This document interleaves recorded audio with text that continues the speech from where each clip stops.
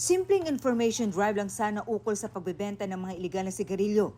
Ang pakay ng Provincial Highway Patrol Team ng Camarines Norte sa mga tindahang ito sa Talisay pero nauwi sa pagsuko ng mga retailer sa kanilang mga paninda na smuggled at peking sigarilyo pala. May mga pagkakataon na patago po ito na binebenta. At meron din naman ding openly kasi hindi nila alam na smuggled. Lahat walang graphic health warning na dapat nakalagay sa bawat pakete ng sigarilyo. Ano pong kanilang violation? Well, unang-una po dyan yung ating pong Republic Act 10643 or yung ating pong Graphic Health Law.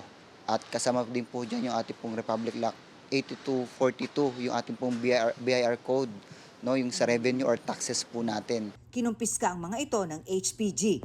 Kahong-kahong smuggle at peking sigarilyo rin ang nadiskubre sa Labangan, Zamboanga del Sur. Sa gitna naman yan ang isinagawang anti-carnapping operation ng Highway Patrol Group sa lugar. Huminto ang isang sasakyan 200 meters ang layo mula sa checkpoint. Pero nagtakbuhan ang dalawang sakay papuntang Palayan. Nang lapitan ng mga pulis ang nasabing sasakyan, nabisto ang kahong-kahong sigarilyo na nagkakahalaga na 150,000 pesos. Natukoy na ang may-ari ng sasakyan at inimbitahan na raw ito para magbigay linaw kung ninakaw o nabenta ang sasakyan.